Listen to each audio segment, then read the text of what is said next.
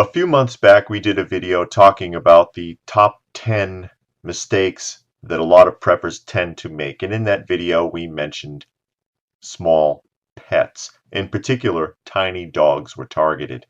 And a lot of people got the point and understood where we were coming from. And there's another group of people that didn't get it and didn't understand.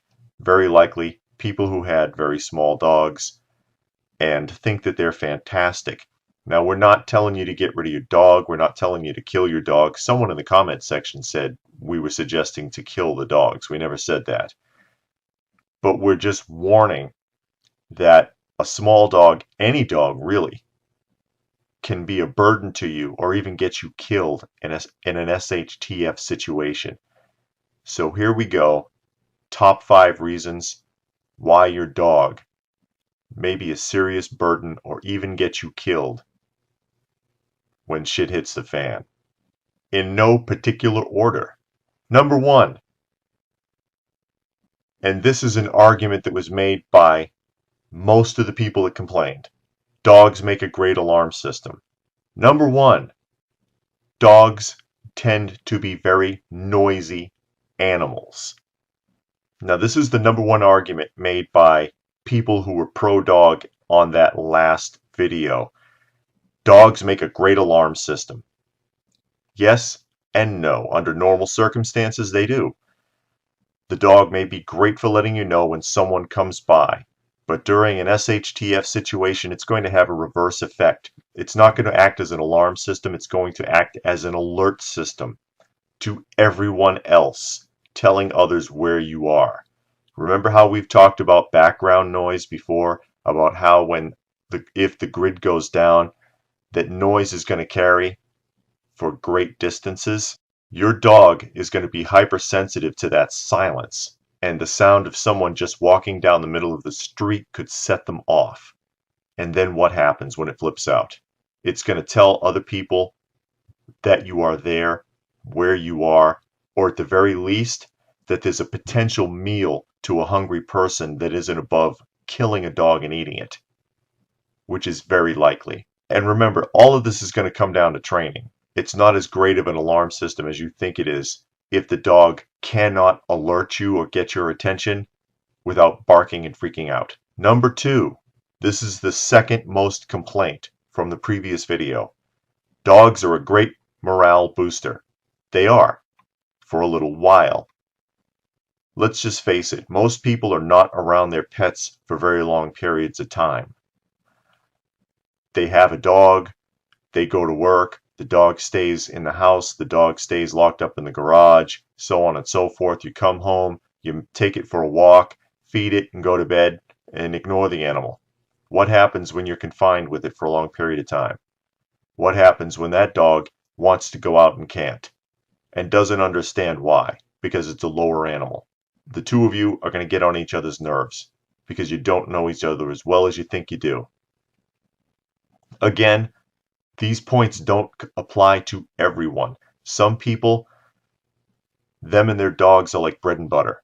But for a lot of people, they don't have the relationship they think they do.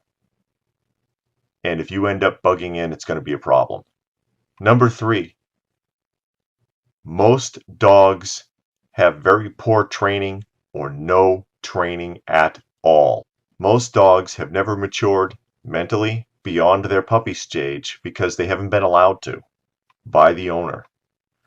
An animal letting you know when it needs walkies does not mean it's trained. It means you're trained. You're trained to respond to it. Is your dog trained to respond to you? Is it really trained?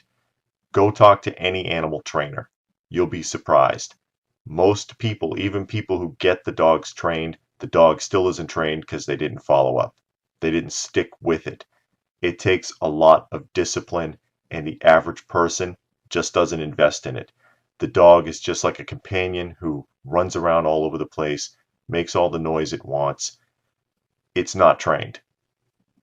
That's going to get you killed. I'd really hate to break your heart here, but an untrained, pampered, lazy dog is not going to make an efficient hunter or companion in a grid down situation. Number 4, latrine.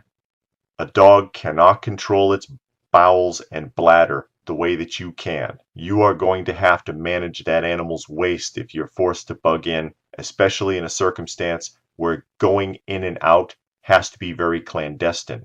If you have to not only be the gray man, but go totally black because you don't want anyone to see you or know where you are, you're still going to have to dispose of your waste, but at least you can control where and how you put it up before it's taken out.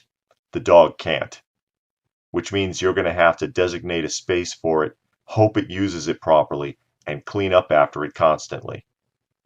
That's going to cause problems. It's going to cause sanitary problems, and it's going to get frustrating. That's something else that ties in with training. Number 5, your average dog, even if you walk it, is very likely very physically weak due to lack of proper exercise. Taking it out for a walk around the corner twice a day to go to the bathroom is not exercising your dog. Most dogs do not get the exercise that their natural counterparts, aka the wolf, would get, for example. Most people's dogs are confined to their home. They may go to a dog park occasionally, they may get walked a few times a day, but they are not in a peak physical condition, which means that if you had to bug out, how do you think that dog's going to manage a 10-20 mile walk? They can't. They're going to be a load. You're going to have to carry them or leave them or kill them. And I don't think that's something that you want to do with your dog. And one more, call it number 6 if you will, because we like to throw you a bone here. The dog needs to eat and drink just like you do. Did you prepare for that? Most preppers that I've talked to that have a dog, when I ask them about it, they hadn't thought that far ahead. That the dog's going to need to consume water just like you. The dog is going to get dirty just like you. The dog needs to eat just like you. Do you have dog food put up for it? Have you accounted for the dog in your water reserves? A lot of people hadn't thought of it. They're under the impression somehow that the dog's going to be able to fend for themselves. No, it isn't. It's domesticated. It may turn feral if it's forced to, but it's not likely to last against superior animals. Once again, all of this basically breaks down to training. If you have a dog, no matter how big or small it is, it has got to be very well trained, or it's just not going to manage, and it's going to be a burden. I know you don't want to hear it, but that's how it is.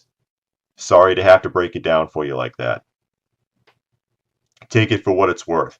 If you find yourself in that situation, call it a lesson and learn from it. We hope you found this video helpful.